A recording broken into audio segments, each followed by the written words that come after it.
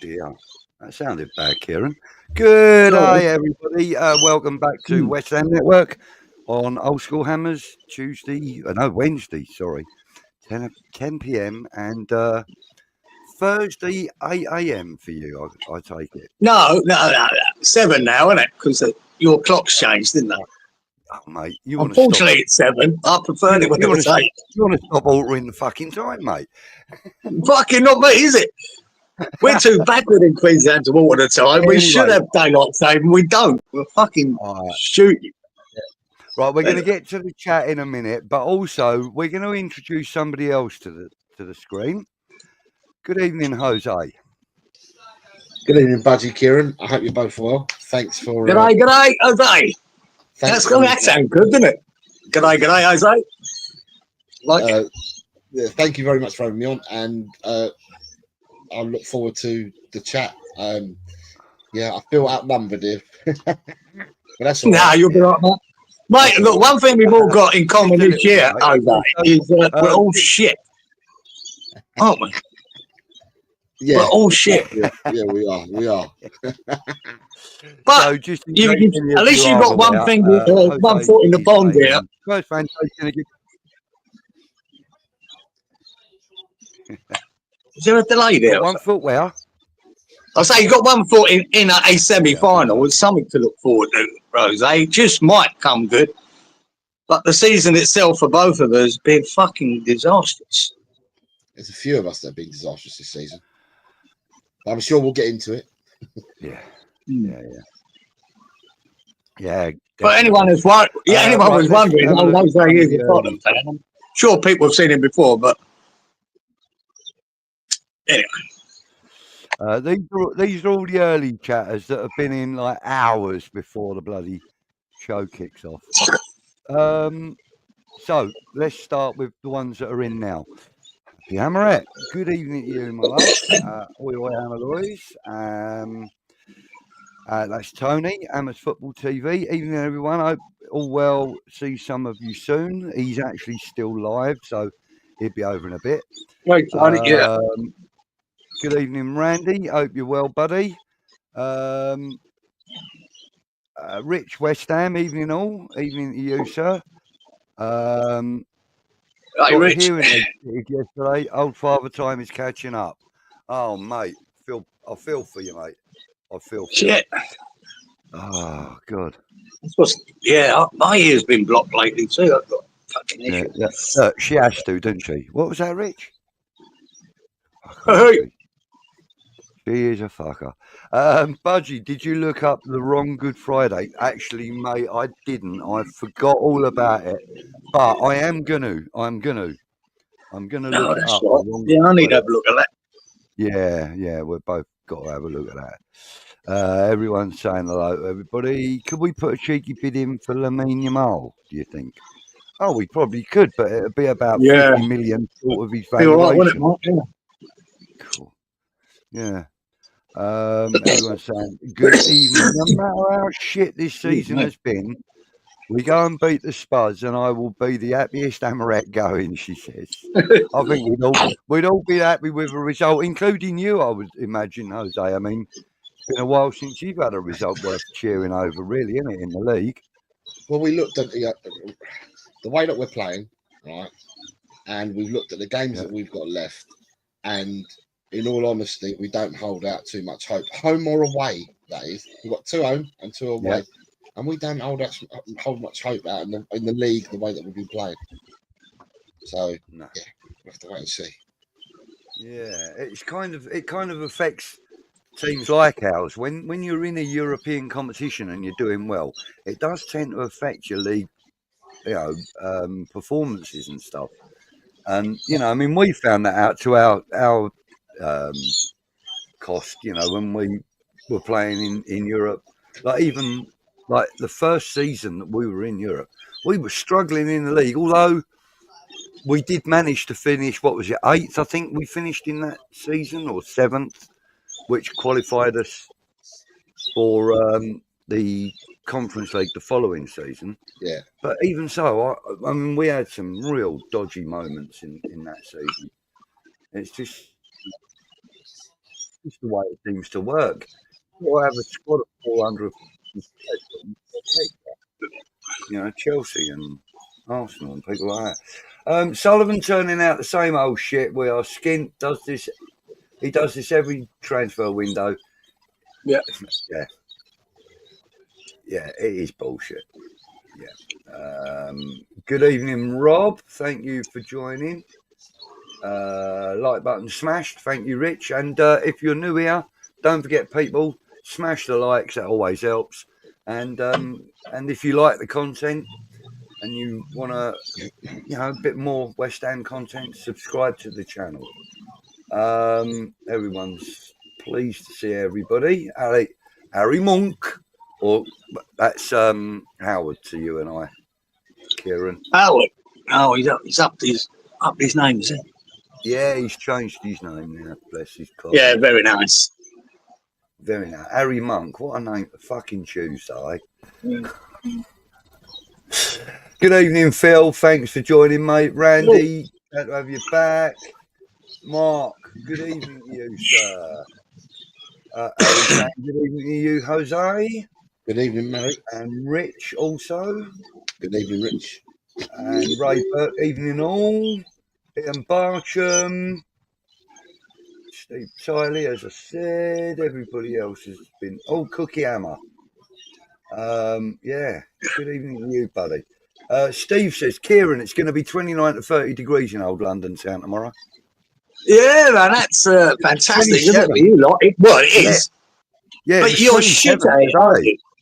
You donuts, right? You get to fucking 30 degrees and you fall apart.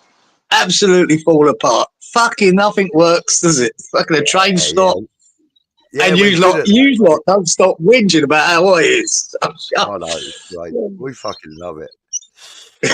Randy says, looking at the game on the weekend, Spurs have Bodo Glimt tomorrow, and they're prioritising Europa as they will want to win that rather than at the weekend. Now, actually, that's a really good. We'll come back to that comment in a second, and I'll let you respond to that, Jose, because that's a really good comment for you to talk to us about.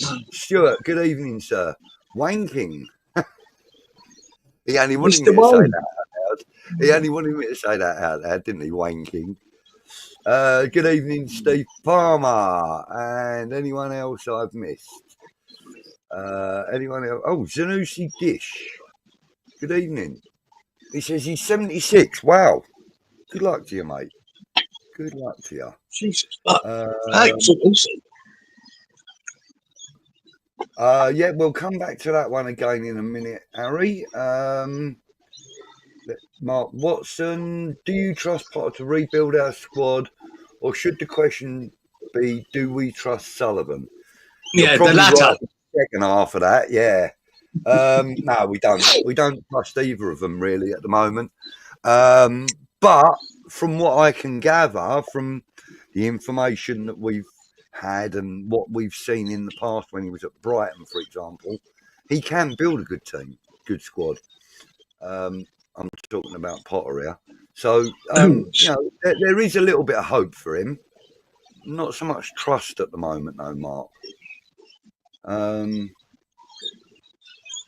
Yeah, Thursday, Sunday syndrome. We had that with our little things. Right, okay, so I'm going to go back to the first of these starred comments. And Randy saying, looking at the game at the weekend, Spurs have Bodo Glimt tomorrow, and they're prioritising the Europa League as they will want to win that rather than at the weekend. How do you respond to that, Jose? Personally, as a supporter and a fan, I want to win every game. It's absolutely shocking where we are, where you are, where Man United are. We're in absolutely shocking shape, shocking form, all of us. None of you are. Well, the other two, you and Man United, haven't lost 20 league games. We have. It's just absolutely awful, and we might as well have played the under-21s against Liverpool at the weekend, because the players that he played, they showed no fucking fight at all, did they? No fight whatsoever. You know, completely outclassed. I don't know what he was doing. I don't know whether he was trying to sabotage the game. He stuck Archie Graham at 6 in the 6th role. Hasn't played. I think he's played half a game against Everton there all season. He's not played the 6th role. Sticks him in with Bergvall and Maddison, and you got a 19-year-old and an 18-year-old up against Liverpool's midfield three. Just like, hold on, what's going on? So, I mean, some people in the community would like to think that what Postecoglou's done is because he's been taking his shtick everywhere. That he's probably stuck his 2 fingers up at people and said, right, you lot called for him to play 6, so I played him 6. He was just fed to the walls, to be honest with you. But then, looking at the rest of the team, we dropped Van de Ven, we dropped Romero, they didn't play. So, you know, at the end of the day, he's made the changes and probably is looking at the Europa.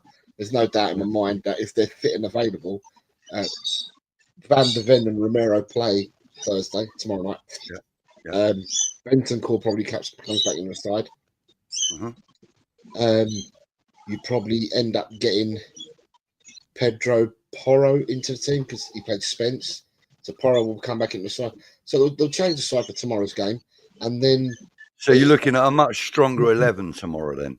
Yeah, it will be. But depending on what happens tomorrow, I mean, for me, at the end of the day, right, it's not as if we've played... Okay, we have played... No, I'll tell you, I'll take that back. We've played a fair few games this season because playing in the Europa League, playing league games and that, there's 9 league games. There's two round 16. Played 2 quarter-final matches. So that's already 13 games. Tomorrow will be our 14th game in the Europa. We reached the semis of the League Cup, so we've played about 4 games there as well. We've played as many league games as everybody else. And then the FA Cup, I think we got through 2 rounds. So we're probably knocking on 55, 56 games, something like that already. But a lot of our players have been out injured. So therefore, they're coming back from injury. So you'd like to think that they're not knackered, they're not tired and that. But he keeps switching aside. I think the game against West Ham, for me, is an important game, as are the 3 after West Ham. All games are important for me. I want us to do well in all the games, but this is Ange picking the team, and I think that Ange knows that he's walking at the end of the season, and I just think he's sticking his 2 fingers up at a lot of the fans and a lot of the people at the club. You know, at the end of the day, the thing is, though, if I'm going to be really honest, I don't know what Tottenham will turn up at West Ham. But then if I'm going to be brutally honest, guys, I don't know what West Ham are going to turn up to play Tottenham. Yeah, exactly that, mate. Exactly that. I couldn't tell you what we're going to get, guys. Honestly, I don't know what we're going to get. No. What about you, Kieran? I mean, what do you think? Do you think Tottenham have got their eyes on the Europa rather than the league right now? Oh, 100%. They had it against Liverpool, mate. They must have had 6, 7 changes there. Tottenham, you know, when you leave him Van de Ven on the bench and the likes of that at the back, he fucking against Liverpool, you know, you're in for a hard day. And that was always going to be. Liverpool always going to win that, whatever team you put out. Tottenham, they were always going to. It was set up to win the league at home in that game. I don't care what Tottenham team they put out, Liverpool would have won it. And Postecoglou's got nothing to gain by risking players in that game. And the same with this. Unless he goes and wins 5-0 in the first leg, you know, he's not going to risk them players for this. He's hanging on to this Europa League, and quite rightly so. 2 semi-finals, mate. He needs to win them. He has to. And the league game, for him, as a manager, is not important. Not anymore. Yeah. So I don't blame him for if he played a very weakened team against us. And like Jose said there, mate, if he threw out the under-21s as much as everyone would hate it, I wouldn't fucking blame him. Because his job, everything, even if he wins these 2 semi, isn't secure. If he wins the Europa League, his job's not secure. But I'm telling you now, it's definitely not if he fucks up in this first game and then the next the second leg. He has to field his strongest teams there and win well. Is he at home first, Jose? The first game? Yeah, we're at home tomorrow night. I mean, for old money, because we're a bit older. For old money, we'd always say in a 2-legged affair, you want to be at home second leg. But Yeah, I prefer that myself. Yeah, but it turns out that in the quarterfinals we were at home first leg, and now in the semis we're home first leg. So yeah, it's all the way that's around. true. Done the job. Yeah. Yeah, I think he wants to come away with that, at least a 2-goal lead. You know, to go away. That he needs 2 goals. Yeah, he needs that. So if I was even surprised he played Solanke, Jose, against Liverpool. I was surprised he started him. he's another one that's coming back from injury, Kieran, so he's got to build up his I'll minutes. get him some minutes, like. He's coming back from injury. But I tell you what, and I kid you not, right? The Bodo Glimt team tomorrow, they got 3 players suspended. So it's their captain, their playmaker, and their number and their forward are all suspended. Right, the striker. Oh shit, that's Terrific. good. They've lost a winger who's got injured, can't play one of their wingers. And at the weekend, the word is they lost both their centre halves at the weekend in their league game. Fucking hell. So it would be completely Tottenham not to be able to go out and get a result tomorrow with a team that's got a fit first team. Yeah. Yeah. Oh, look, the way we are, anything could happen in this game. I mean, we've been so hit and miss. It's been frightening. And I know it has for you all season. I think there is a lot of mitigating circumstances for Spurs with that injury list you had at one stage was unfucking believable. Everyone that he needed to play Ange Postecoglou football was missing. Everyone was injured that he needed. And I'd say especially Mickey van der Ven. I think that boy is quality, absolute star. And his pace is frightening. But you need him to play that high line that he plays. And without him, you struggle. You're going to concede goal. And you did. And I thought all these pundits and talk sport were fucking pretty harsh, to be honest. Yeah. I thought they were all fucking digging into Postecoglou and slagging him at times where, you know, if that was Man United, you know, and all these injuries, they're big, and Arsenal, they give them excuses. Yeah. I just thought there was always a bit of bias there amongst them. You know, I looked for it and I saw it. Because I'm a big Postecoglou fan, right? Because he took us here, Brisbane Raw, to the Premiership. It's a bit like Leicester winning it here, Brisbane, and we won it. And he done it with the South Melbourne teams, and then he went to Japan at Yokohama, and he won the bloody league there. He took over the Australian team here, the national team, got them to 2 World Cup finals. It went to Celtic, 5 out of 6 trophies everywhere. I'm a fan of him, and I like watching his football. Hasn't worked out so far yet, Toronto. Apart from the first 10 games, that was looking good. I don't even know. I don't even think we played well in the first 10 games. I think that looking back on it, even at the time, when you beating teams, when you're beating teams 2-1, when we beat Luton away 1-0, Mickey van der Ven scored in the 37th minute. We only won 1-0.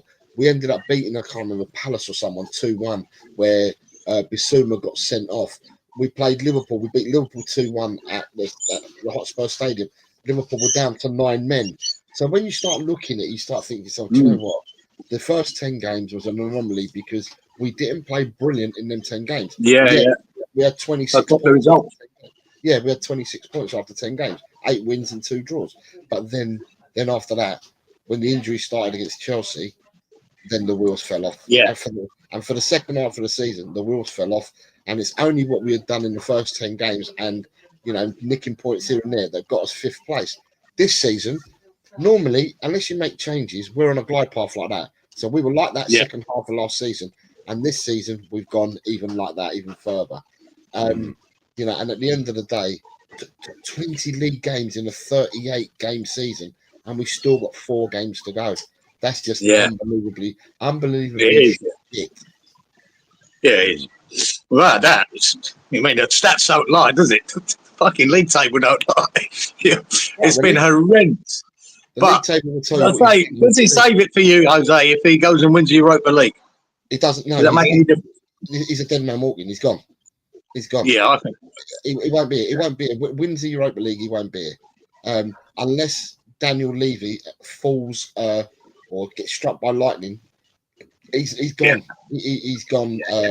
For me, I mean, you know, Ange, obviously better than what I do, but from the feeling that I get from all the Aussies that I speak to, is that, and the way that he comes across, Ange, to me, he seems like a man of principle, and he will walk.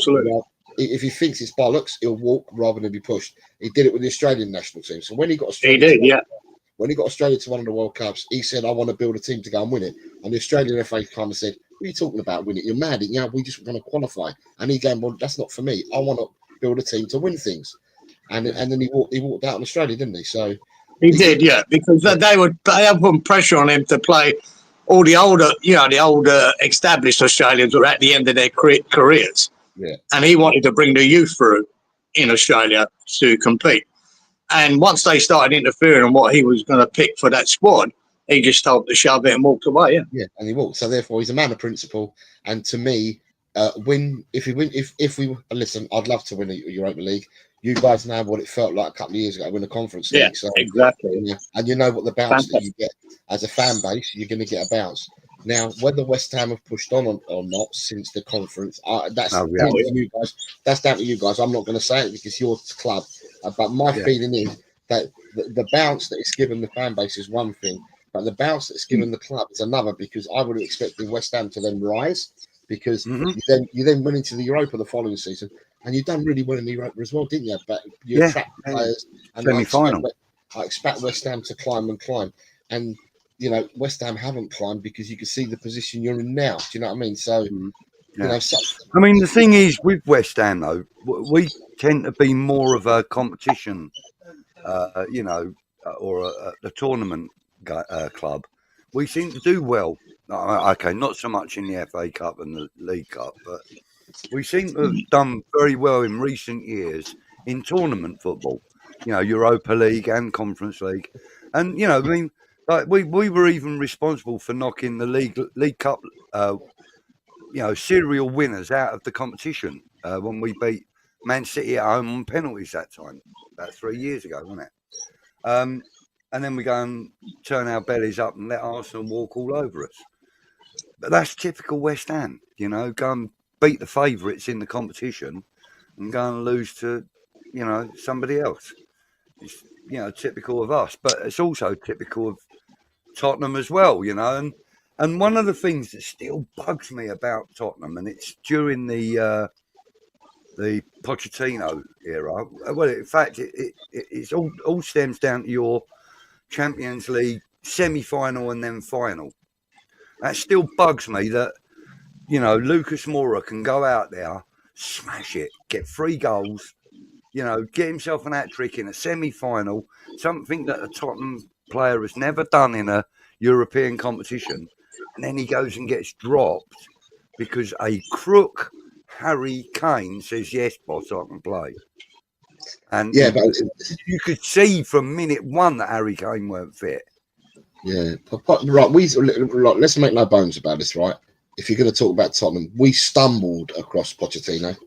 Pochettino wasn't first choice. No. We stumbled. Pochettino was like 3rd choice. We stumbled. We were going after, who was the Dutch manager? Van Gaal is who we were after. He said no to us. Then we had someone else we were after, and we stumbled on Pochettino. And I'm saying we stumbled. With Ange, some people say we were in for Arne Slot before we were in for Ange. And Slot said no and signed a new deal with PSV or Feyenoord, whoever he was with. And a year later, he's gone to Liverpool. But or whatever. And so, you know, so Ange wasn't our first choice. If we're going to go back to the Poch years, Poch, right? But you guys have got the same. You've got a manager, you've got a director of football who does all the like the player trading and stuff like that, and the talent ID and all that, right? So every club's got that. You've got it. We've got it. It didn't work at Tottenham because the players that Pochettino wanted, he didn't get. They ended up buying players. Pochettino just created a team from what he had, and you know you could pick our 1 to 11 for about 2.5 years. You could pick our 1 to 11, and for me, when we used to play against, and it didn't matter who we played against, I don't care whether it was Europe or in the Premiership, I thought we'd win every single game that we played under Pochettino for 2.5 years. But in saying that, the club never backed him. For 2 seasons, they didn't buy any players. For 518 days, they didn't buy any players at all. And then with Poch made some errors. You're quite right. Poch made an error with playing Kane instead of Moore in the Champions League final. But then we also played in the League Cup final that we lost previous to that. He put Sonny at left back. He played Sonny at left back, and we ended up getting beaten. You know, at the end of the day, he's made some odd decisions, and they haven't gone in our favour. But give me the type of football that we were playing back then over anything that we're playing at the moment. Yeah. There we go. Yeah. There's a comment back here actually. No, it weren't that one. Oh yeah, it was that one. Happy says, you know what made me laugh? Spurs fans coming out of the woodwork saying that they lost to Liverpool on purpose to stop Arsenal having a chance at the title. Have you heard anything of that nature? No. Yeah. No. Bloody game was. I mean, the title already won bloody 4 weeks ago. People were very, very. If anything, the reaction is people are very, very upset with the team selection and the absolute drubbing that we took at Liverpool. And let's get it straight, lads. It should have been 9-10-1, not 5-1. They could have scored. So what made it worse was they were trying to lay goals on for players that haven't scored many goals this season. So they were trying to walk the ball into the back of the net, and they were trying to get Gravenberch a goal, you know, and Endo a goal, and players like that. But then the piss take was when Salah scored his goal, and he went to the touchline and he started taking selfies with the that was. And I'm just that was quite funny, wasn't it? I'm just like, referee, just blow the fucking whistle. End the game now, will you? Because that's the biggest. I mean, Salah, fair play. You know, you're on a high. You scored a goal. You're going to win the league. You know, he signed a new contract, and I understand why he's done it. But for the opposing team, how fucking demoralising must it be when you see the striker score goals and start taking selfies with the crowd? Yeah. Hold on, ref, blow the whistle. Yeah, we're taking a piss of it, wasn't it? And there you go. Yeah. So, well, let's get on to what do you think maybe your lineup would look like then, Jose? But like I said earlier, Budgie, I don't know. I really don't know what he's going to do because, and I think it also depends on what happens tomorrow, right? If they go out tomorrow and they get they get a sizable lead, then will he have to rest as many players against you on Sunday? I don't know. If it's a squeaky, let's say we won by 2 goals tomorrow, I think he makes changes. If we only win by 2 goals, I think he makes changes because going to Bodo's ground, from what we've been led to believe, it shows you that people have gone there and people have not fared well at their ground because it's a plastic pitch. It's at the, they're the most northern team near the Arctic Circle that play in Europe or whatever. People have found it difficult. Lazio went and lost there. Lazio got turned over there big time, you know, and it's not just Lazio. They've turned everyone at home this season in the Champions League. In the Europa, they've beaten everybody that they've played at home. They're just not very good at travelling, so to speak. So if we were to get a sizable lead to tomorrow's game, then I could see him making some changes, but not as many. In the starting lineup, I could see him making some changes, but not as many, because you can substitute players, can't you, at half time or after 60 minutes? So he could rotate that way rather than putting out a weakened side, if you like, against West Ham. So I really couldn't tell you because I think it's all dependent on how we get on tomorrow. And I ain't got a crystal ball, guys, so I couldn't tell you. I think that people, do you keep the engine ticking over? I.e., do you keep the players ticking over ready for Thursday, or do you just, say, fuck it, we'll put all our eggs in the basket, and then we'll bring players like Bissouma back out to play? Do they rest Van de Ven again against West Ham and Romero and play Danso and Davis again? Do they rest a doggy, well, one of or both, a doggy, Porro and Spence?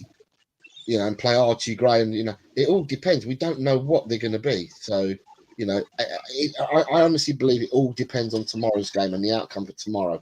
That will lend to what I think could happen. But this is Ange, and Ange has thrown us curveballs. Yeah, it all boils down to this result they get tomorrow. I watched some of them Bodo Glimt games, earlier on in the competition. God, at home. as you said, Jesus, they're not a bad team, mate. They play some good football. And they scored some good goals. You know, I thought, shit, who is this team? But they're decent, man. Decent team. Why they're there? But like, if you're saying that, you know, these three major players are missing as well, you've got to take advantage of that. 5, 6 and players are out. Pardon, mate? 5, 6 are out. Yeah, well, that's what I'm saying. You've got to, at home, you've got to really take it to them. And you've got to, I think you've got to be 3-0 up when you get into that second leg. Because I'd imagine a lot of them players are back for the second leg at home. Apart from the injured players, the suspended players, which is their captain, their playmaker, and their striker, they're only suspended, so they'll be back for the second leg. Yeah. So you've got the others are in. I'd speak as me because I've run a few teams over the years in the past, and I against West Ham I wouldn't risk it. I put out a similar team to he did against Liverpool. I'm not bothered about that result. I'm only bothered about getting to a final and winning a final. If we did that, right, I'm telling you now, to give you the prediction now, we did that, you play, you walk away 3-4-0 winners. Simple. I don't know.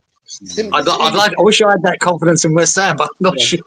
Yeah, but no, I ain't got the confidence in Tottenham. So, you know, you got the big German. You know, if he starts, I think the big German could do well against us. You've got Kudos, you've got Bowen, top players. Is Paquetá still playing? Yeah, he's available. Yeah. He's a top player. Paquetá's a top player as well. You've got some players that can really, really hurt us.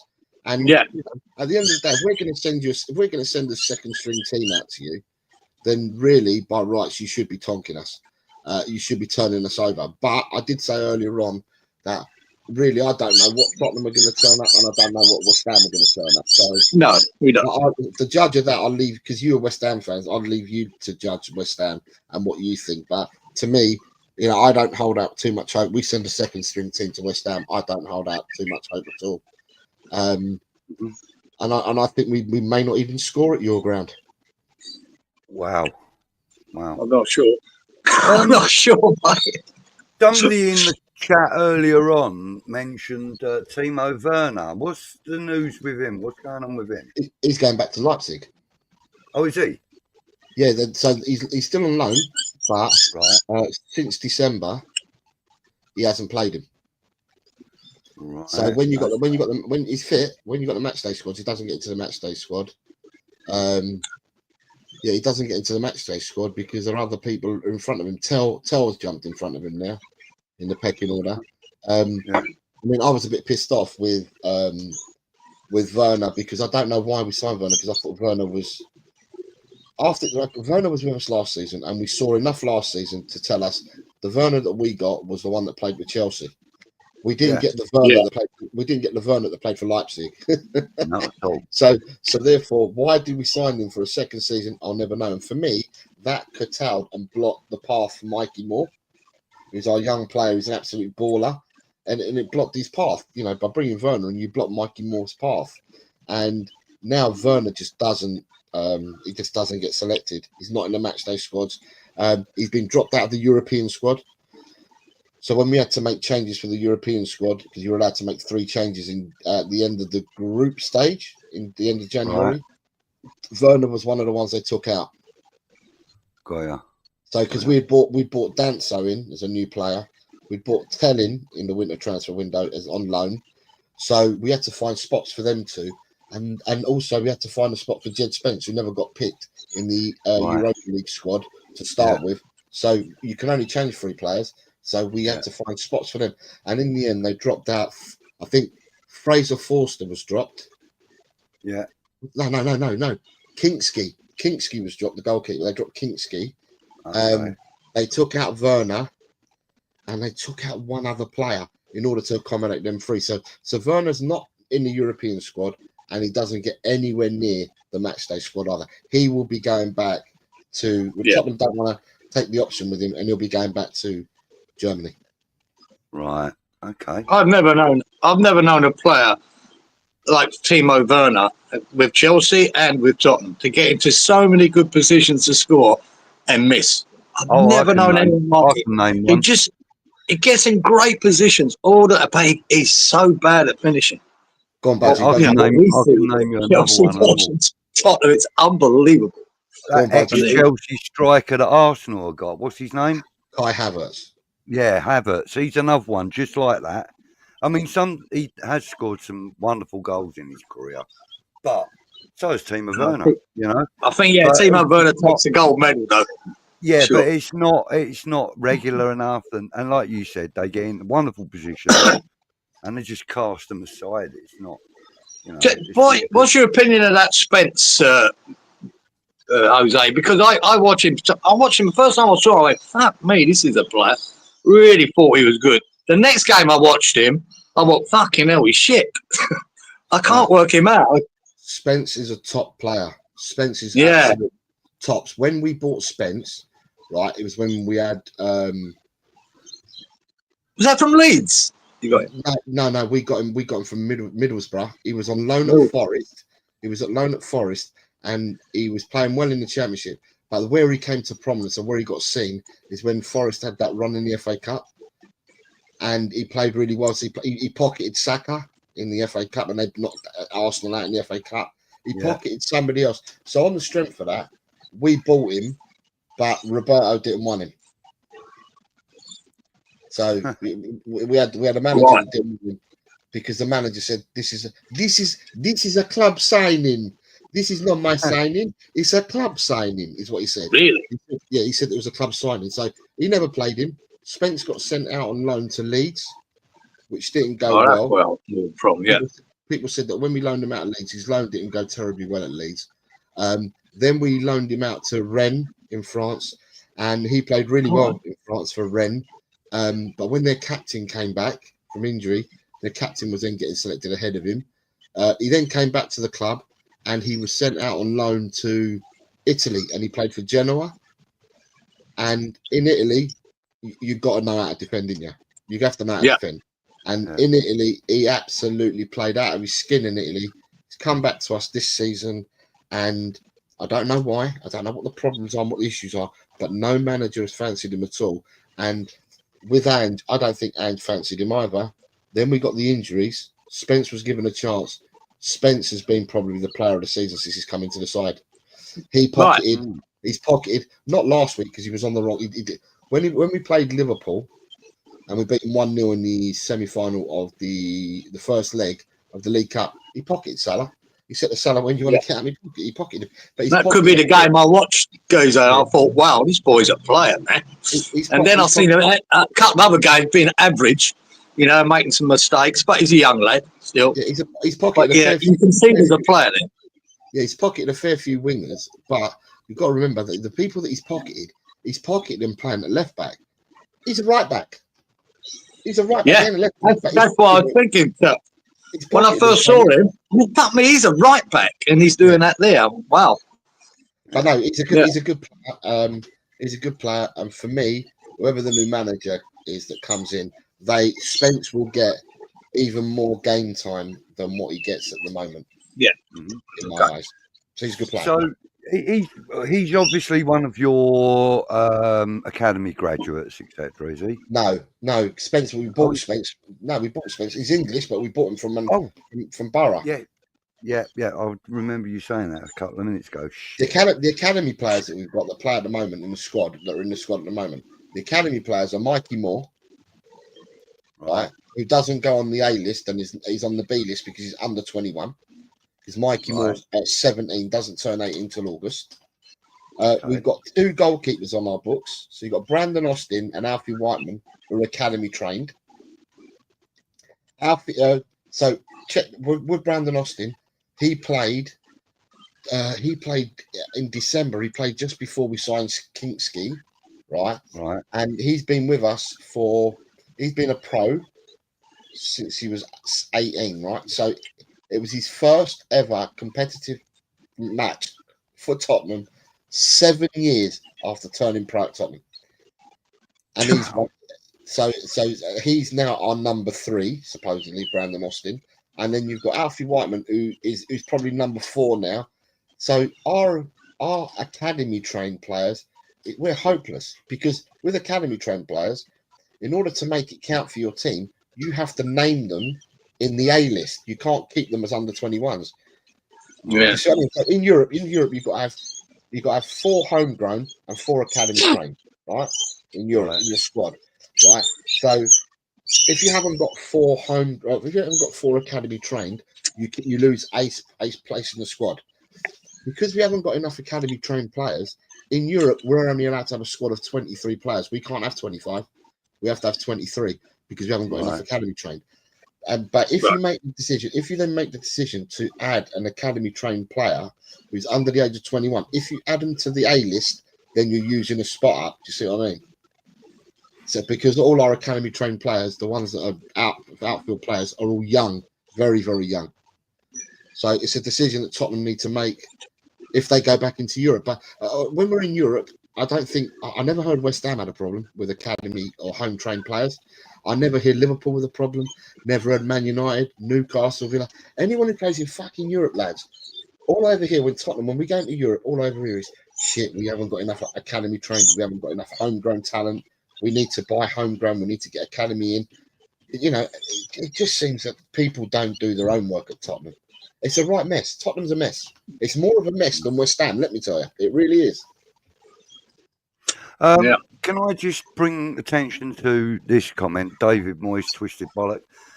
He says, can we take a moment to talk about the game on Sunday? If any fans here are going, can we do our best to give the young West Ham fan who died the other day the best send-off? From what I can make out, there's a minute's applause at 19 minutes. That's what I'm led to believe. I'll be there Sunday, actually. Got myself a ticket, so I'm well happy. So I think it's the 19th minute, but I will double check that in a minute. But I'm fairly sure, hang on, I can check that now. I'm fairly sure it was in the 19th minute. I don't know how many people are going to turn up to the West Ham Stadium for the game from Tottenham, because a load of them have just been done because they sold their tickets for Liverpool. The away supporters sold their tickets for Liverpool, and they sold them to Liverpool supporters. And Tottenham today have made a statement, and they've banned everybody that sold their ticket on to Liverpool for the Liverpool game. Oh, really? Yeah, they've all been banned.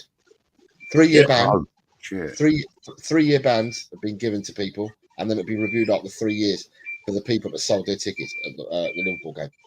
So I don't know. I'm not too sure how many will be going away to West Ham now. I suppose if you've got other people that want a ticket, then they might be able to get other people to go. But a load of people were banned today for what they did at Liverpool. Wow. There you go.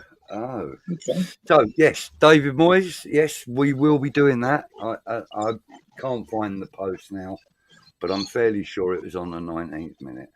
I think it was a 19-year-old lad. That's why it's on the 19th minute. But I'm fairly sure that even the Tottenham fans will honour that. Yeah. That's actually celebration of the boys' life. I'm sure they will. Yes. In fact, the Tottenham fans are generally fairly good at stuff like that. His family wants to. Yeah, there you go. His family wants to clap on the 19th minute. So that is when it'll happen. I'm sure it will. Yeah, it will. I mean, there'll be at least a couple of 100 people that do it to start with, and it will build. It will grow because people will know what it's about. You know, I'm fairly sure. Probably, yeah. It'll be up on the screen, no doubt. Yeah. Happy says, I think that if we'd have played Ollie Scholes from the start of the season, Archie Gray would not have won the Young Player Trophy. Maybe, but Archie Gray's a good little lad. Some bucks. Yeah. That's a bold statement, says Harry. Whatever that was, whatever statement that was. I've talked ages ago, so it's quite. Yeah, it's been a while. It's been a while. Quite a lot said, so we'll just take it that's what it is. It was a bold statement. For Potter, after the unnecessary exhibitionism, he has no choice but to get a win, not an equaliser, not a loss, a win with style. That should be the attitude. That should be the. And that is basically what we're demanding now. You know, we're demanding a positive and convincing performance. If we don't get it, Potter's in massive trouble. Massive trouble. And I hate to say it because I think he could do a good job with us. So who's the problem at West Ham? I mean, I can tell you the problem is at Tottenham. Who's the problem at West Ham, or is it more than one area that's the problem? Sullivan. What you mean? Sullivan.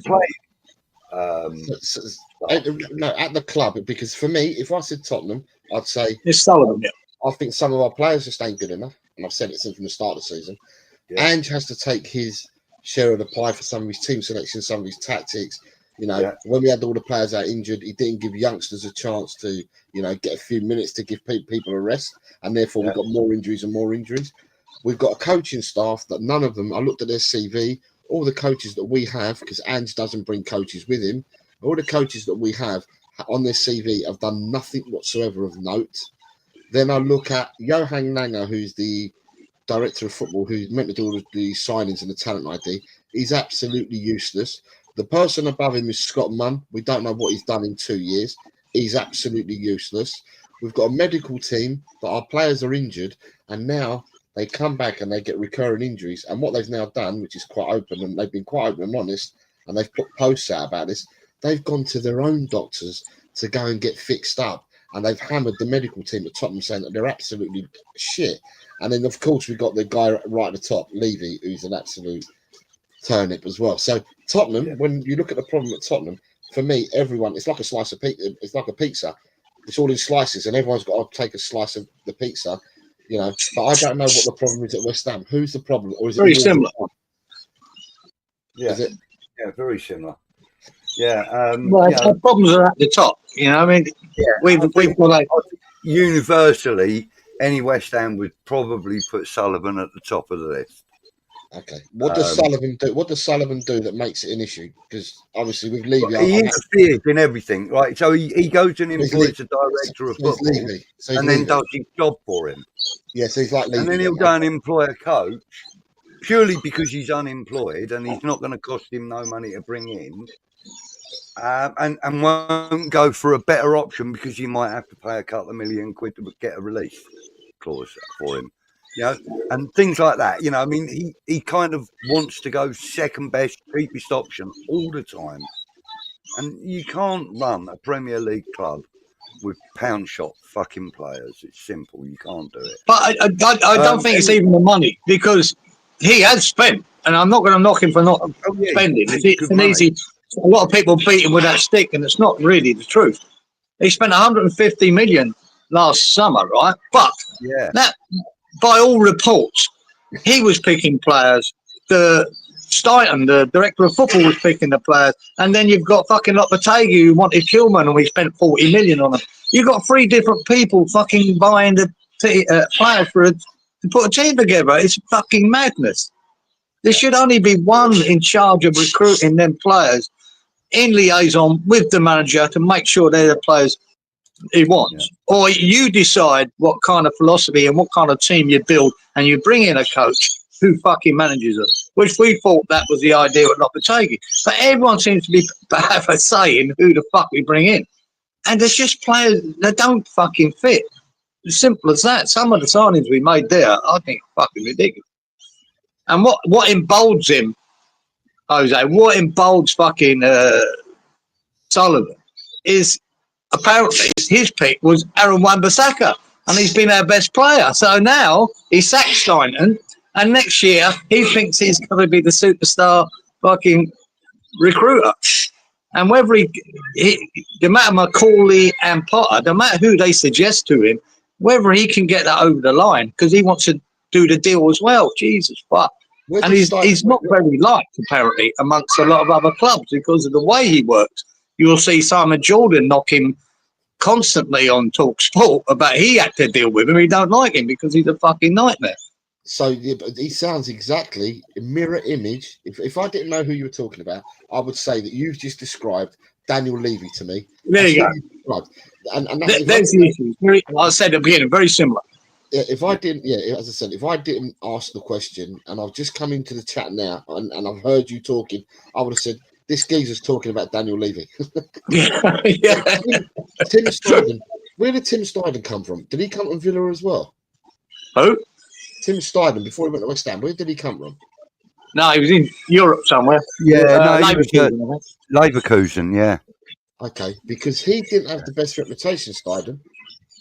No, he didn't. But, well, we didn't know that when we took him on. And for months and months and months, all of these great signings, I put them in speech marks, that we made in the summer, that 150 million quid we spent, everyone was believing that it was Tim Steiden doing all the work, getting them lined up, getting them signed up, and getting them, taken to London.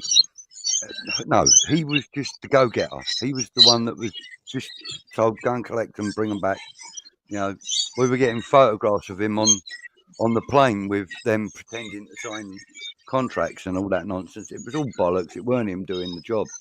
And which is really unfortunate because we really believed he was doing the job, and we all thought what a great job he was doing. And then all of a sudden, like Ciaran said, we find out, no, Sullivan got these ones and Lopetegui got these ones and Steiden got this one or these two, and he was actually credited for very little at the end of the inquest into it sort of thing. Yeah. But you're right. So, any more thoughts on Sunday's game, Jose? We're coming up to an hour. Like I said, mate, I can't turn around. I think a lot. Like for me, it sounds like a really rubbish answer to give you, but I think it really does depend on the result and what happens tomorrow night as to what kind of team we'll put out against you guys. Like I said, if it's only a 2-goal victory, he will rest players because going to the Arctic Circle could be dicey and on their plastic pitch. So, yeah, for me, a 2-goal victory, he makes changes, then he sends out a weakened team. 3 goals or more, he'll probably stick, or he may start with a more stronger team, but he'll definitely make changes through the substitution. But and if 2 goals or less, a draw, a 1-goal victory, or a 2-goal victory, he puts out a second team against you guys. Yeah. Good night, Cookie. Thanks for joining, mate. Cookie. Anthony Herbert, he's a guinea. Chatting to Tony, he said both teams are shit. What a cheek. I know, he's full of it, isn't he? Anthony, stay humble, son. Stay humble. I watched you lot last night. Stay humble, son. That's what I'm going to say. Stay humble. Oh, brilliant. Froggy's off by the look of it as well. So, good night. Oh, no, it's not Frog. It's Cookie. Yeah. So, okay, well, I mean, like you said, we ain't even got a clue what West Ham are going to turn up. I can probably give you the starting 11. You got any injuries, Budgie? We've got 1 or 2. Somerville is a long-term injury. Yeah, he's a good player, Somerville, yeah. Fantastic little player. I mean, when he's been on the pitch and that, you kind of see why he was chosen as the Championship Player of the Season last season, because he can and does wonderful things with the ball. But yeah, I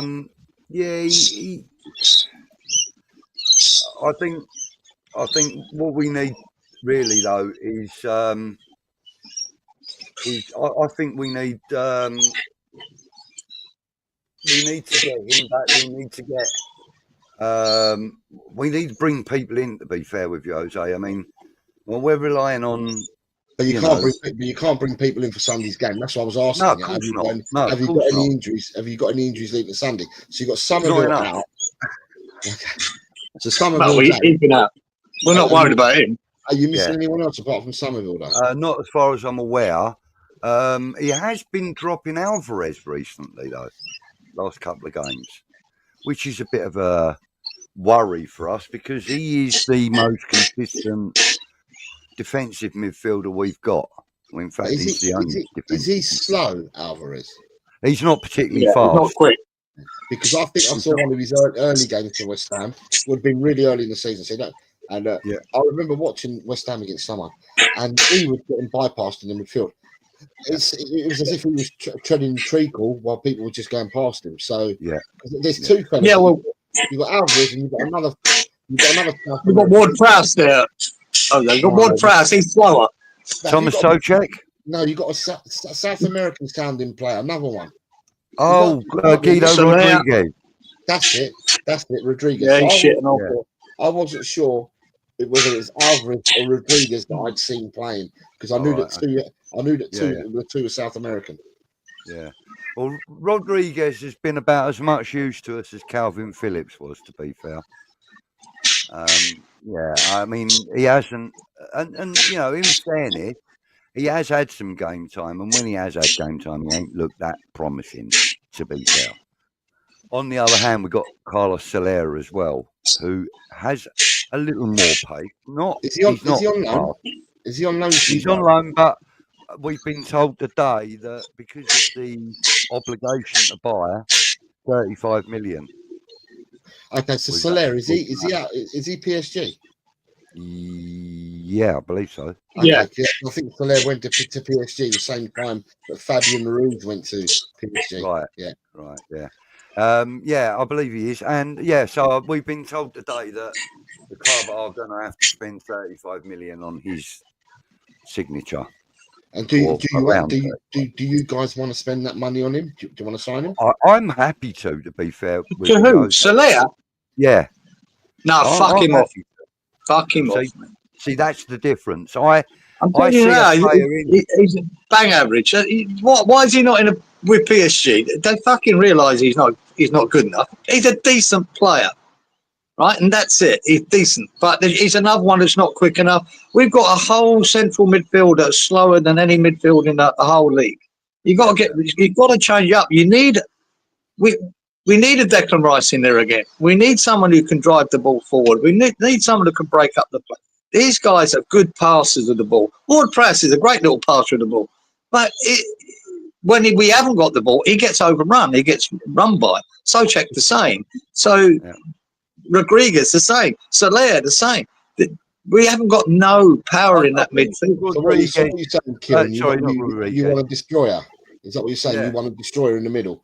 We do. We need one. We need like a Gundogan or a Declan Rice or a number 6. It's the same as what Tottenham need. Tottenham need a destroyer as well midfield. Yeah. Yeah. What are your thoughts on Maddison since he came here? Right, with Maddison, right, it's interesting because I watch Maddison play, right, and I see all the good things that he does. Right, but then I see the bad stuff he does. When you're a player, if you've got the same trick, the same drop of the shoulder, the same hip turn, or you do the same with your left and right foot all the time, you get found out, right? Yeah. People, because they study you, they do their own work on your opponents. And people will say, look, Maddison goes, when he receives the ball, he will drop his right shoulder. Right. And so I think people have worked Maddison out. And Maddison only lately, for the last 4 or 5 games, he's been robbed of the ball so many times. He's lost the ball. And 9/10 of the law is look after that football. Keep that football. If you look after that football, then you won't go far wrong. Because if you look after the ball, you can then do something with it. And I just feel that some of our players that we've got in our team don't look after the ball enough. It's like a hot potato. It's like, you have it, we'll have it. You have it, we'll have it. And it's that type of thing. And when we say you have it, you hurt us. And when you tell us to have it, we don't hurt you. And that's why we lose games. So for me, Maddison's a decent footballer. I think Tottenham, for the players that we've got, and I don't rate our squad, right? But for the players that we've got, I think if we played a 3-5-2, that would suit us 100 million times better than the 4-3-3 that we play. So if we played Romero, Van der Ven, and Danso in the back three, and then you had Spence or Porro or Udogie as your wing backs, if you played Solanke up front and you played someone off Solanke, someone like a Brennan Johnson or a Son Heung-min off Solanke, like they did when Son played off Harry Kane, you know, a 2 up front, and then in the midfield you put 3 into the midfield, and I think we'd look better. I think we'd look stronger. I think we'd look more cohesive. I just don't agree with this football that we all play now. It's not just Tottenham; it's everybody that plays it. Pep came over however many years ago. He had the blueprint of how he wants his team to play. Everyone is trying to copy Pep in some shape, way, or form, with slight alterations. But people nowadays, and you guys have watched football for years, people nowadays get told where to stand, where to pass the ball to, where to receive it, what lane to be in. You're told to invert. You're told to do the high line. You're told to do all this shit. It's like fucking robotic football, and every team does it. And what we need is, although I love Pep and he's a fellow Spaniard, Pep, just leave Man City, go somewhere else, and give people a chance to play differently in the Premiership. Because at the end of the day, I just think it's ruined the football over here, where it's all robotic. You know what's going to happen? Where are all the Mavericks? I ask you guys, West Ham, you had, over the years, you've had fucking loads of Mavericks, haven't you? Yeah. Where's all the Mavericks in football gone? You don't have Mavericks anymore. All Mavericks We're not promoting them anymore. You don't know, but nobody does, because you're told robotic football, where to stand, where to receive, where to pass. That's in fairness, for the first 8 months of him arriving at West Ham, Kudus could have been considered a bit of a maverick because he was so unpredictable. And he was running at people, wasn't he? Yeah, and he was just, and you know, I mean, like his thing about sitting down after scoring and that, you know, that harks back in the day when you had players doing shit like that, you know. Yeah. I think but now I wouldn't call him a maverick. I'd call him like, a lazy player at the moment. He's not really giving it all. Apparently Alvarez has got a back injury. Supposedly. A player I do like watching, right, who I think is a maverick, is Cunha at Wolves. Cunha, yeah. At Wolves. Cunha. He runs at people. He takes people on. He takes people away from the game. You know, he's footballing IQ and awareness is second to none. He's a player. He doesn't get told, you stand here, you stand there. He is the playmaker, and he does what he wants. And he's the maverick that does what he wants. And for me, I think there's going to be bundles of clubs after him, because he's already said to Wolves he's leaving. And I think there's going to be loads of queuing up for his signature, not only in the Premiership, I would have thought foreign teams as well. Yeah. Sean says Alvarez looked like Usain Bolt against Everton last season. Is that when he ran forward and scored his goal, Sean? I'm pretty sure that's when he scored. That's the point when because he did. He looked like he'd just come out of a set of blocks, mate. Daz, our advantage is we have good record against Spurs at home, but equally Potter has been struggling at home. So I still think with Spurs beating us 4-1 early on, I have Spurs as favourites. Tottenham ain't the same team that were playing at the start of the season. No. Since then, I went to the only game I've ever been to at the Tottenham Hotspur Stadium is Everton, and it was the second game of the season. This season we beat them 4-0. We absolutely raped Everton that day. Mickey van der Ven ran the length of the pitch to set up Sonny for a goal. And then a few weeks later, we did it against Man United where we ran the length of the pitch. Yeah, I remember that. Set up Brennan Johnson for a goal. So he ripped the whole team from one end of the pitch to the other. Now, the Tottenham playing back then, whether it's the teams have found us out or whatever, we ain't the Tottenham that played against West Ham at the start of the season. We're not that Tottenham anymore. We haven't been for months and months and months. So, like I said, it's difficult because I can't tell you what Tottenham are going to turn up. But then it's also difficult because the way West Ham season's gone as well, I can't tell what West Ham's going to turn up. No. All I've got to say is you guys have got the home advantage, and with the home advantage, we've been diabolical on the road. So, I think the European game dictates this. It really does. For me it does. West Ham could not pick a better time to play Tottenham. They just couldn't. So it's down to us. If we don't take this game to Tottenham and take it away from them, we'll be fucking idiots. Right? We've got to. because you can't let them we can't let them have the ball and we sit back deep for the first fucking 60 minutes and then decide to win the game. Decide to win the game at the beginning, because it could not be a better time. It really couldn't. I don't care what the result is. Even if you are 3 goals up, I still think that's going to be a weakened Tottenham side. And they're in poor form. And they're not very good at the moment. So it's down to West Ham. If West Ham can't beat this Tottenham side, well, we've got problems. Yeah. Yeah, it's 3 points there. Kieran, we've had a few requests for shark news, mate. We've had a few requests for shark news. Anything? Oh, there will be. Oh, yeah, there will be. Oh. Yeah. Oh. Well, I was going to leave that to if they'll tell left before I leave it after that. Oh, yeah, okay, mate. No you got work tomorrow, Jose? Yeah, I have, yeah. Right. Let us know when you need the show. Okay, Anthony Herbert at what time? At 11:05 to put a comment in there, right?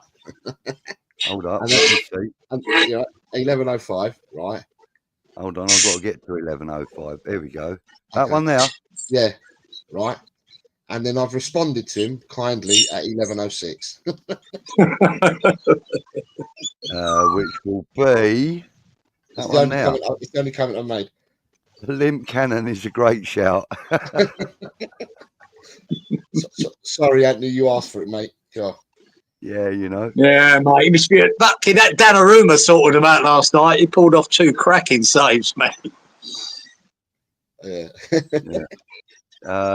Iron says Jose's a great guest, excellent knowledge, proper bloke. Nice. Thank you very much.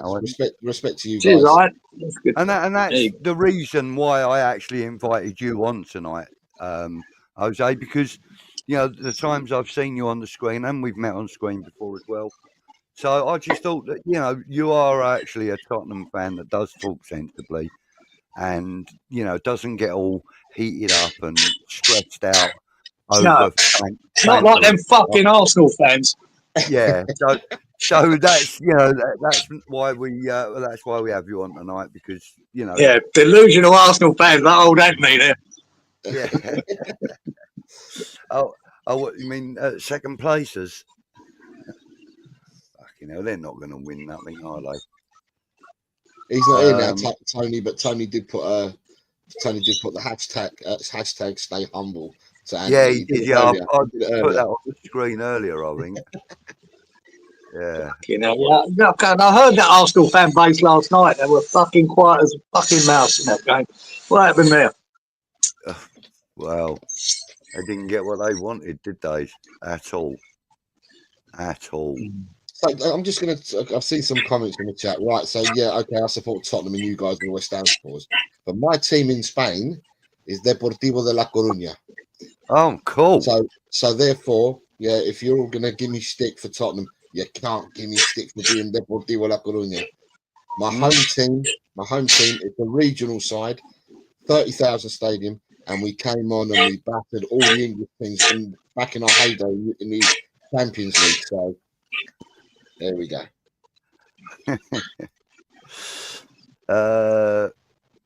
North London forever.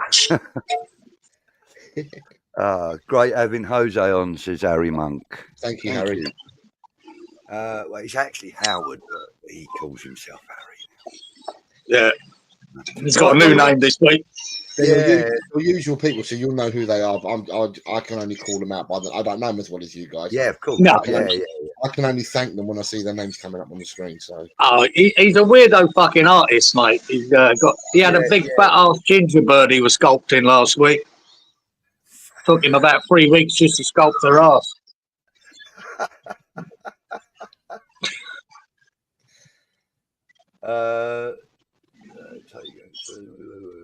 Yep. My area got all Arsenal fans. I sing Mailman said be an Arsenal fan. Yeah. Yeah. God, we used to sing that a lot, Iron, in the South Bank and the Chicken Run. Dad's is asking, Jose, what do you think about the game on Sunday? Well, he's actually already said that it's going to be a difficult one to call because he doesn't know which Tottenham or which West Ham. will turn up. I think it's for Tottenham. It's all dependent. I couldn't even tell you what the lineup's going to be. I think it's all dependent, Daz, on what our result is tomorrow. Win by 2 goals or less, we put out a weakened team against West Ham. Win by 3 goals or more, I think we rest a hell of a lot less players. We'll start with players, but we will sub them in the second half or at half time or whatever. So it's a difficult one. If I was being honest, when we do this midweek, we say, like, what do we think the weekend score is? And it don't matter what we name. When I see the lineup before the game, that's when I decide what the fucking score's going to be. Even with West Ham, you know what I mean? I knew against Brighton, as soon as I saw what the team he'd picked, I went, oh, fuck, this ain't going to be good. But actually, I will say this, right? With all the shit that's gone down since we lost 3-2 to fucking Brighton, I enjoyed the game for the first time for a while. The game itself was quite enjoyable. I was almost watching it as a fucking neutral because I've sort of given up on West Ham this year. But I quite enjoyed the game. And I didn't enjoy the ending. The ending was a fucking nightmare, but it was a fucking worldie, geezer. The Brighton goal was a worldie top corner finish. But, we couldn't hold on. We've done our usual, conceding late. We've been doing it in about half a dozen games now. But I actually enjoyed the game. We were far better than I've seen us in most games. So that was my positive. I quite enjoyed the game until the last 5 minutes. Gosh, and we got shoved.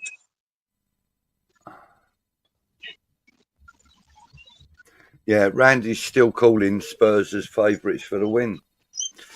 Bearing in mind, I don't see any favourites here. We're 2 teams seriously out of form in the Premier League, and the team sheets will dictate a lot. And I don't think there's any favourites here, man. If this ended up a 1-1 draw, it wouldn't fucking surprise me.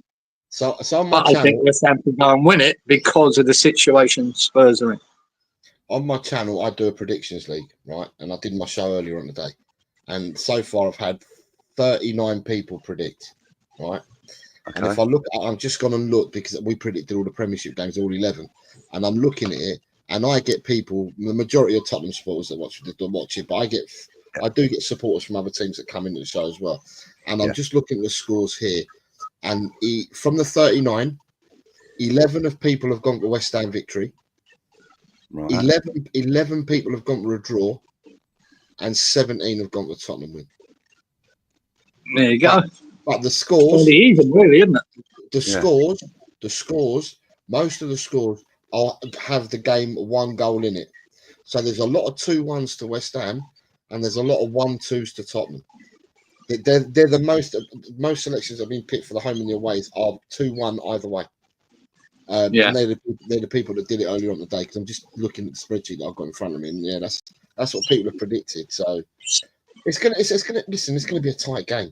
But like anything, when you're asked to predict something on a Wednesday evening today, and like you said earlier, Kieran, you can predict during the week something, but then when before the game, an hour before the game, you see the lineups and you think to yourself, well, I might have to change my prediction because you see what the lineups are. So it's quite difficult us trying to call a prediction on a Wednesday evening, or for you a Thursday morning, when we ain't playing until Sunday. And obviously for Tottenham, we've got this game tomorrow night, which will dictate to me, or from my opinion, it will dictate what kind of side we're going to put out against West Ham. But we won't be putting out, I don't think, a full 11 against West Ham. Well, I do the predictions as well, Jose, and I tell you, on the prediction I've done on midweek, I said Liverpool beat Tottenham 3-0. When I saw the lineups, I went, shit, it's going to be at least 4. Yeah. You know, I didn't expect Tottenham to score a goal, but they did. Solanke, cracking header, mind you, by the boy. Yeah, cracking header. Yeah, I sat down like that, open mouthed. I didn't know what to think. Yeah, I bet you did. I thought to myself, this is definitely not in the script. Whoever wrote it definitely didn't put a Tottenham goal in it. Bloody hell. Mm. So Frog in the Well says apparently we're 6-5 for the win. Which seems tight-fisted given our randomness. Yeah, I don't know what I wouldn't know what the betting or what the odds are for the win, the draw, and the away win. I don't know. We haven't got. Oh, hang on. Usual was in earlier. Usual suspect. He does it. Yeah, I see him on Tony's. When he comes on Tony, he does it as well. He does it as well. Yeah. Like Ian says, honestly, can't call it. No, flick a fucking coin at the moment, isn't it? I don't know. I'll see that Tottenham side though. I might change my mind. We start with Fulkrug up front, but having said that, this fucking high line Tottenham play probably doesn't suit Fulkrug. Nah. But if you don't play Van der Ven and Romero, then it doesn't matter. It will suit Fulkrug. yeah, might do. Yeah, exactly. I need to see the lineups. Yeah. We can see 8. No, we can't. Can we see 8 under 21s playing? Are they allowed? Who knows?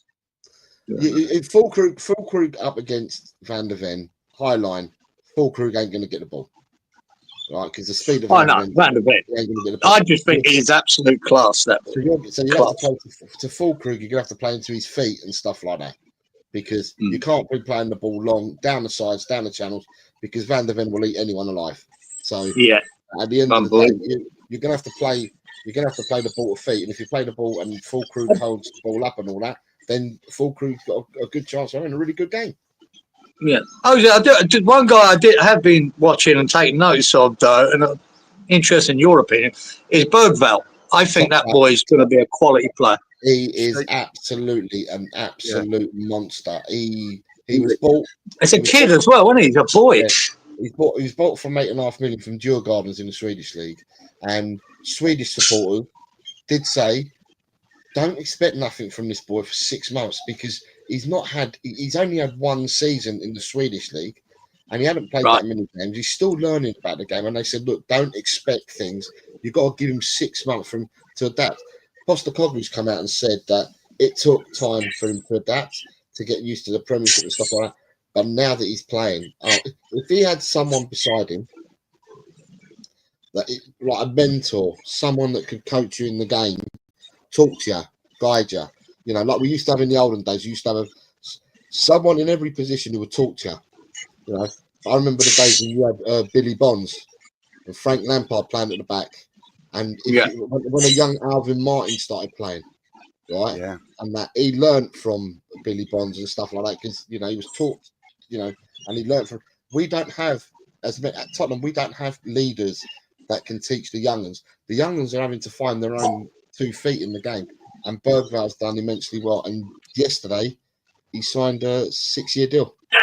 I did see that. That's why I thought, that don't surprise me.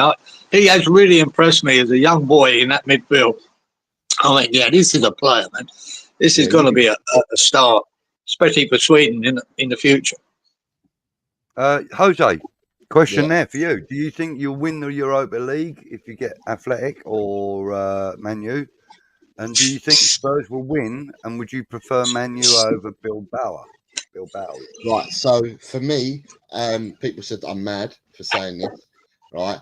I said I prefer to play Man United because we've done Man United 3 times already, and I think Man United, in all honesty, for me, Man United have one really good player, outstanding player, and that's the Rat, Fernandes. He's an absolutely outstanding footballer for me. He's Portuguese, so I have to boo him because I'm Spanish, but he is a good player. I've got to give it to him. He's a good player. They've got Amad Diallo, who's coming through, the youngster. He's a top player as well. Kobe Minu is a very good player, but the positions that they're being asked to play in are in the system that Amorim plays are alien to the youngsters. So Diallo's still learning to play that position, and so is Kobe Minu.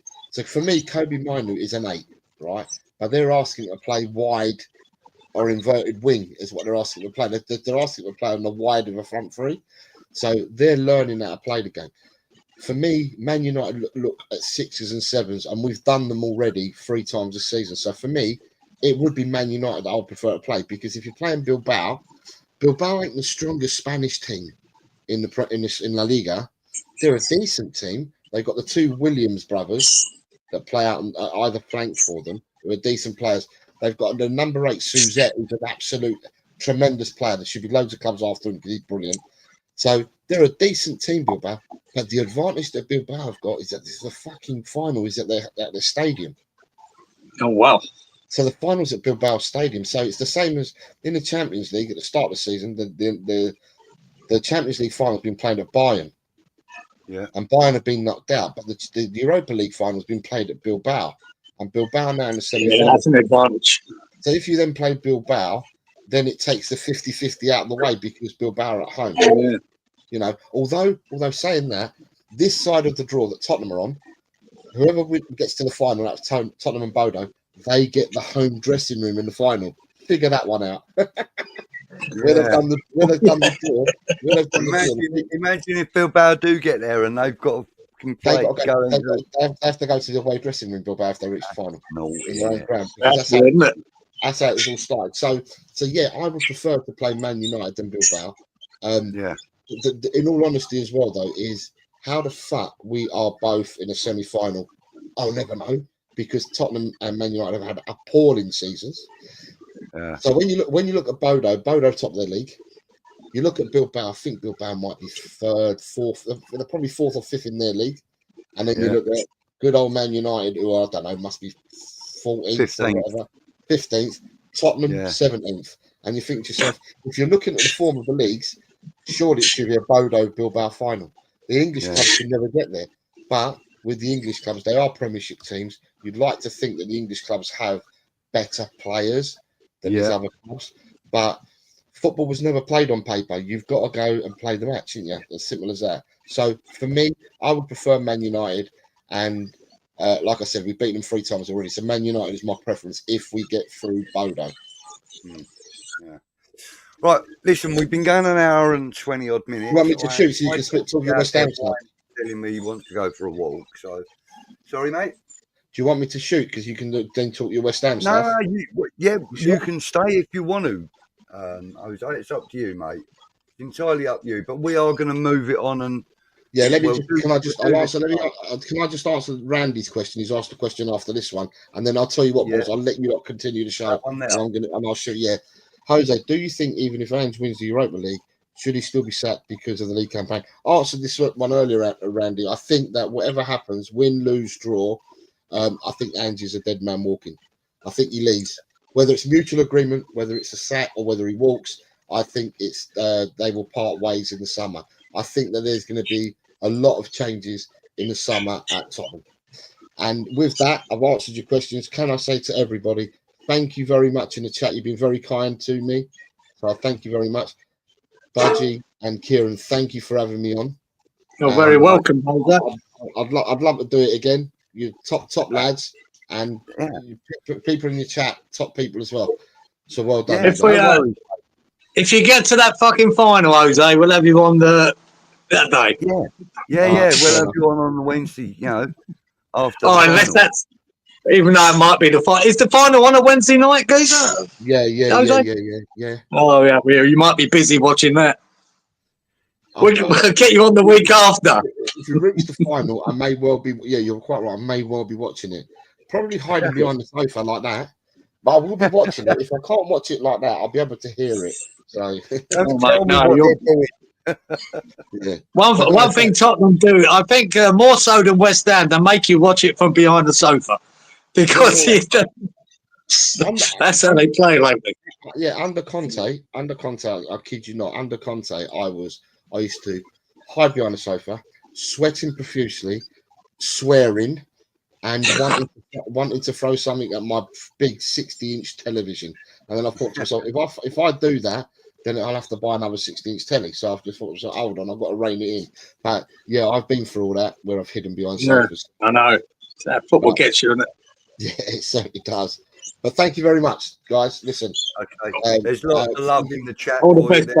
As I said, you've got a brilliant chat. Thank you for being kind to me. And thank you for coming on and basically putting yourself on offer for banter and stuff. So thank you for that. Mate. No, it's always been superb. So yeah, brilliant. And we'll definitely be chatting with you again, no doubt. Thank you very much, guys. Listen, God bless to you all, every single one of you.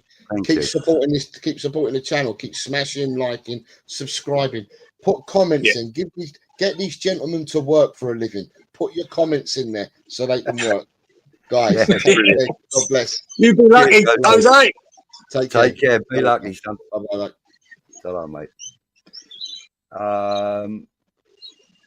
Well, we missed that one.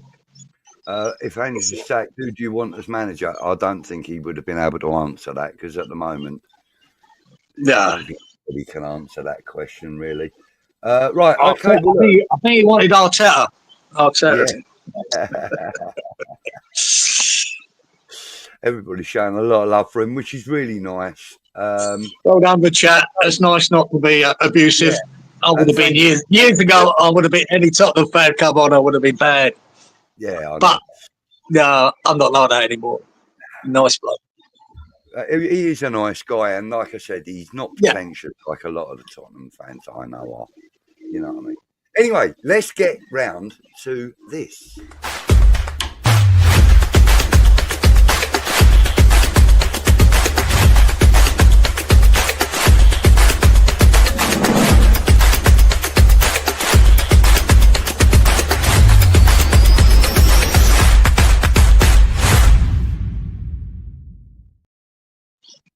Here it comes, boys and girls. Now, this is a bit of a reflective one because a show came up yesterday on my feed there. It was like a current affair thing.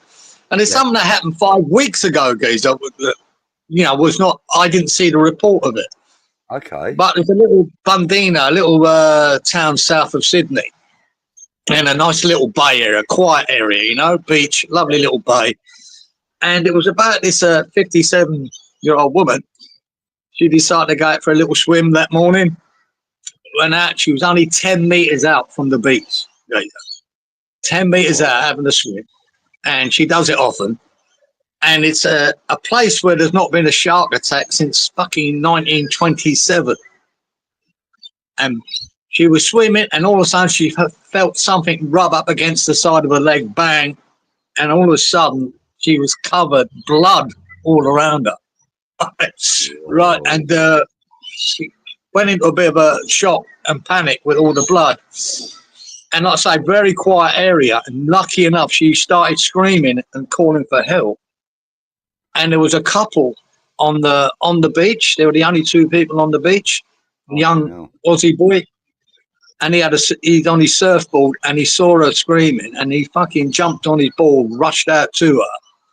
He picked her dragged her onto the board, fucking claret everywhere, and got her back.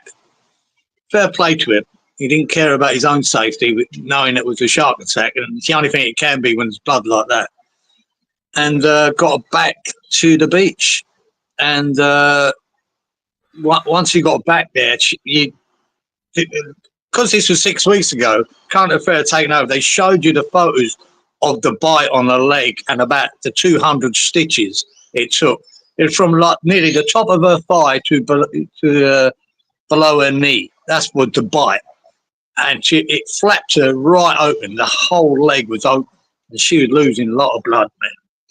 And he got her back, fair play to him, and called up the emergency services, mate. They flew out there, the paramedics. Fucking got us stable. He actually tourniqueted her leg, him and his missus, to stop the bleeding.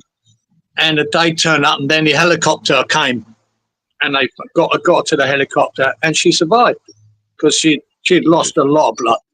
Yeah. And the program was about her meeting up with the guy that pulled her out of the surf, Nice. And it was an interesting one, mate. But you want to see the bite and all stitched up, the scar. She's going to have her legs on me, mate. I've seen a few bites on TV before. They're pretty devastating. And they brought this woman, a shark expert, on, and she examined her wound and found, realised from the wound and the teeth marks on it that it was a bull shark again. You know how aggressive they are. So the bull shark bit her, and she said the normal thing is they bite these sharks, but then they realise it's not what they want, and then they just piss off. But you got to give credit to the young lad going out there. I'd have to think twice, guys, about for fuck that shark's just done. I'm not going out. No, it ain't happening. I'm sorry. Yeah, I know. But this fair play to the young lad. He said, "Fuck that." He said, "I've got to get out and get her in," and he did. And yeah, fair play to him. It was good. There you go, Gunya Beach, Bundina. Oh, well done, Bundina. Yeah, I heard the name Bundina because I know a place called Banyama. But you knew about it, Sean. Yeah, I hadn't heard about that attack before. You know, they normally only really hear the ones about the fatal ones. But yeah, another one. But it was interesting listening to the shark expert. She said, you know, because we all seem to think, because we've had that many deaths in recent months and attacks, that there's more sharks, and she don't think there is. He said there's just more recordings of it because people have got phones, they've got drones, and you see more. But they've always been there. Yeah. You know, it's just one of them things. Now since December, doesn't it? Well, we've had 4 deaths since beginning of just before December. Yeah, 6 attacks now. I think it is. Yeah, there has. I think. Yeah. Yeah. Wow. Sharks need anger management. They sure do, mate. They bite first and ask questions later. Yeah, mate. Yeah, mate. You can never turn a shark vegetarian. It's not happening. That dude has got brass nuts, says Iron. Yeah, absolutely. Well, that's what I reckon. Fucking hell, mate. You'd have to think twice, wouldn't you? Go, shit, what do I do? Right, so Randy's asking, how do you feel about the Somerville having the operation now rather than when the club wanted him to take it earlier? Yeah, it's a bit disappointing. The club were right. What do you think? Listen, mate, I'm probably with you on that the club were probably right to ask him to do it earlier. But with a guy of that age, you got to remember, it's not just his physical fitness that they need to worry about. It's his mental fitness as well. And maybe you go in for an operation of such magnitude earlier in the season might have been mentally disturbing for him. So, you know, maybe he opted out for those kinds of reasons. Yeah, I mean, yeah, it's hard to say, Geezer. I don't. Yeah, it's hard to have an opinion on it, mate. If that's what he felt at the time. If I look at it as a club point of view, man, we could have had him back on the pitch by the end of the season. Now we're not going to get him, probably not even starting next season. Yeah. So if as a club, I'd be annoyed. Yeah. But it's his choice. That's life. And he says his ex-missus was like a shark. He saw her about 2 weeks ago. Now she's like a blue whale. She's been eating a lot of people then, see? Oh, Sean's saying that there was another attack on Sunday, just gone. Your neck of the woods too, apparently. Really? I haven't seen it, Sean. Fuck me, I'll have to try and look that up. You're going to have to do a bit more research. I always try to look out for these things, but I don't watch mainstream media as such, you know. I wait for these little things to come up on YouTube, so I don't watch the normal news on the terrestrial television. So and you don't do Instagram and all that sort of stuff either, do you? So, No, so I might. No, I don't. No, I don't do any of that. So I might have to look that up there, especially in my neck of the woods as well. Shit, I'd imagine that would have come up somewhere. Rich, Frog, the USA tried that. You know, anger management for the Sharks. He said apparently the Sharks ate all the therapists.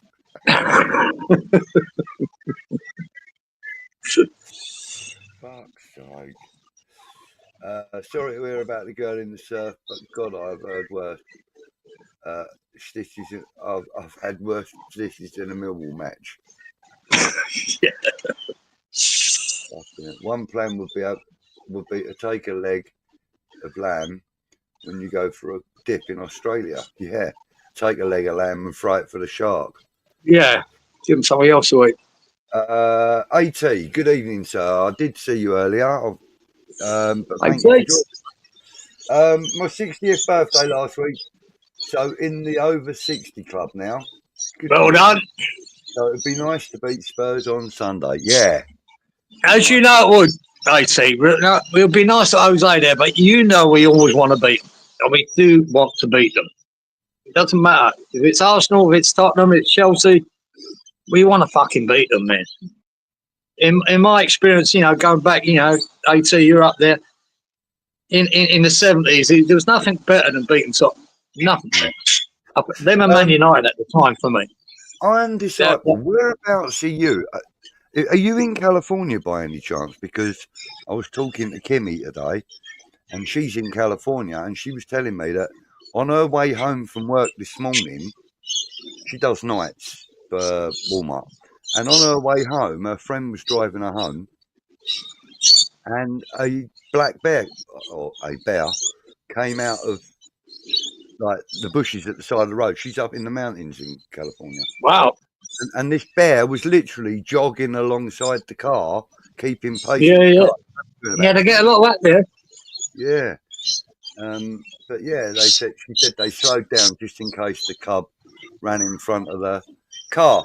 But you're bang on right there, though, Disciple. If you see the cub, run. Mama. Yeah, stay away. If the mother's near, mate, stay away. And she will be near. Sean says, Geezer's got me obsessed with shark attacks. Happy 60th for last week, says Randy. Do you know the last one you said about Israel? I just see one little thing about that. It said the guy was a clam diver or something who got bit by that shark. Yeah. He was diving for, clams or whatever. And shark got him. Yeah. John Jewell, good evening to you, sir. Late to the call. He says, anyone seen that Loppy has agreed to be Qatar's national manager? No more payouts from West Ham. That's good news. No, John, I haven't seen that, but that'd be good. About 6 o'clock this evening, I think. 5 was o'clock. It? Yeah. I say announced. Oh, that saves a couple of quid. We can buy something now. Yeah. Iron says us Americans would be dumb enough to wear a pair of swimming trunks in the water made of filet mignon, whatever that is. Filet mignon. Filet mignon. Yeah, whatever that might be. That's a steak, geezer. It's a nice steak. In upstate New York. Okay, so miles away. Yeah. Plenty of beers up there, upstate New York. Nice spot. Yeah, welcome. Not growing up is the trick. Yeah, it's about right. Black bears show up here too. They're super fast. Yeah. I'm sure she said it was a black bear. It definitely weren't a grizzly. Yeah, it's the black bears. Yeah, the grizzlies are like fucking 500 pound plus, aren't they? Yeah, the grizzlies. I think the grizzlies just kill you and eat you. But I think the black bears. I've seen a lot of interaction with black bears. They don't seem to be as aggressive. No. But still, I wouldn't want to fucking find out.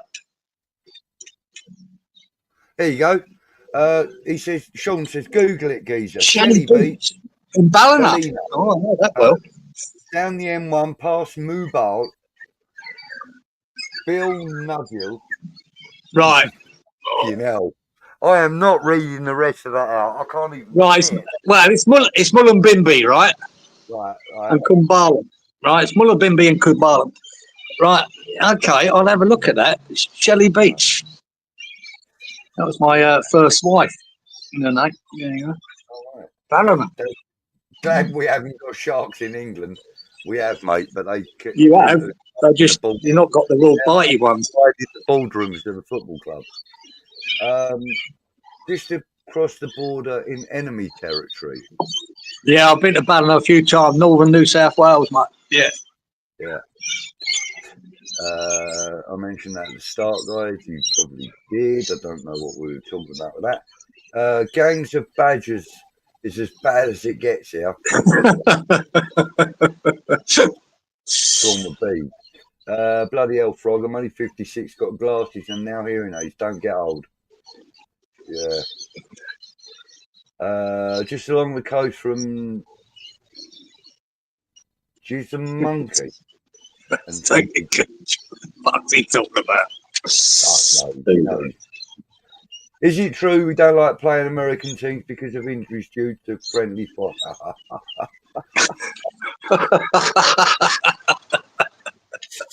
Badgers are no joke either. They're like zombie raccoons on nuclear steroids. That's true. That is true. Randy says, Kieran, during your day, what do you tend to eat during the morning, afternoon, and evening in Australia, mate? I don't eat during the day. I have one meal a day, guys. I've been doing that for about 6 years. One meal a day. Yeah. Evening meal. That's it. I tend to only have an evening meal. I used to be an eater, guys. I used to have breakfast, lunch, and everything, but not anymore. I've cut it down to one meal a day, and that's all I need, to be honest. We got to beat Tottenham, absolutely. Right, okay. We do have to beat Tottenham. Jesus Christ, guys! One before we go. Yeah. Did you see that shit about Payet over in fucking Brazil? No. Oh my God, it's fucking frightening. It's a fucking. He's been charged, right? Well, charges have been laid. He hasn't been charged with nothing about this girl. I can't even know how to fucking explain it. It's a fucking sex scandal, anyway. Let's put it that way. Oh, right. She's okay. been accusing him all sorts, right? Sexual assault and that. But he's been seeing her for a couple of years, apparently. And they're into all sorts really weird fucking sex shit. And he's admitted to the weird sex shit, right? Apparently, we were posted put up, but saying it was consensual. So it's really fucked up. It's really fucking weird. Which might explain, all the crap that went on when he left. So, some shit going on there.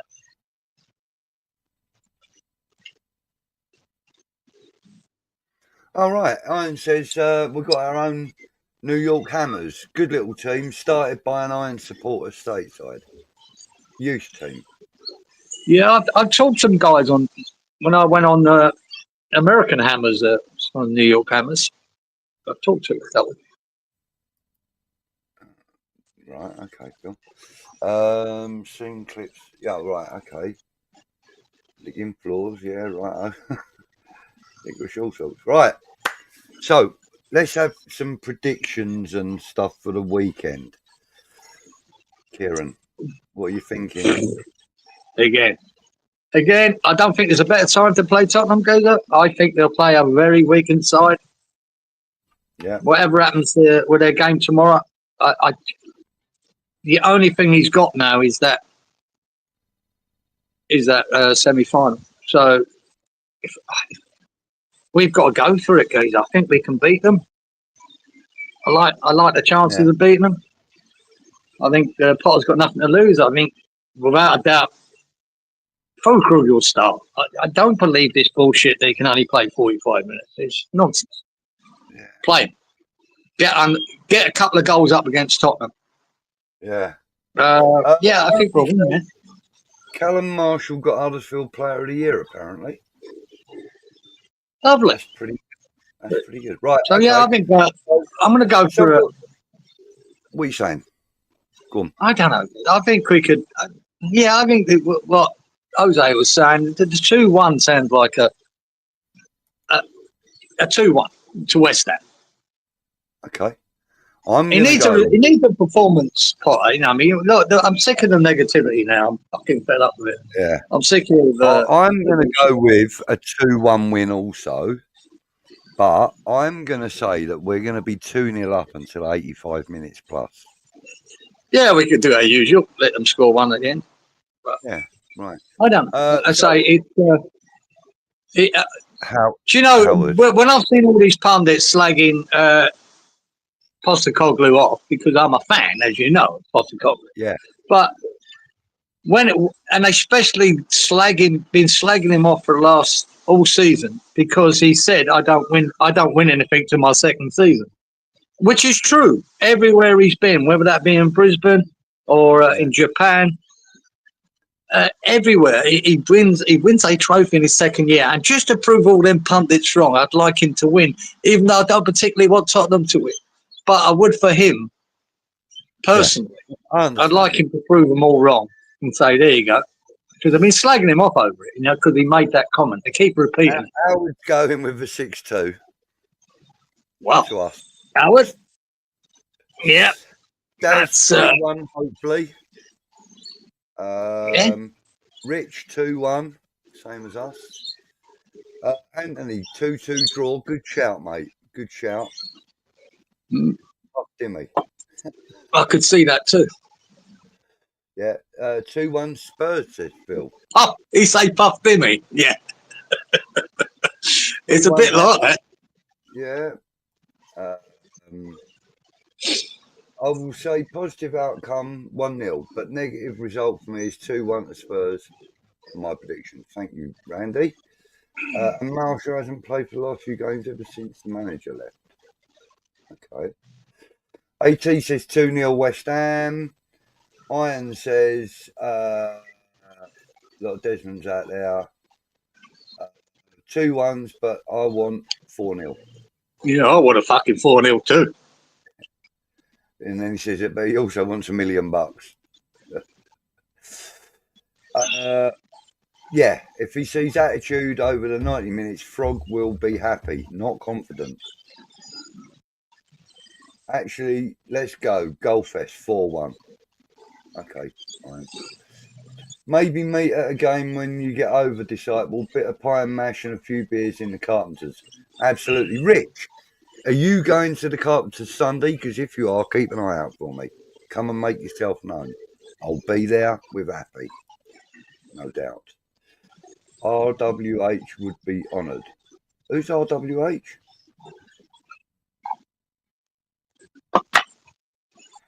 Don't know. Can't even think who it is. O's need to win at Huddersfield to secure playoff place. Okay, cool. Right. So we've done our prediction for the weekend.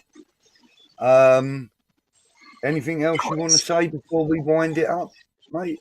Yeah, it was looking like you was wearing a Miners hat for a while there. Yeah, the sun's coming round and smashing me.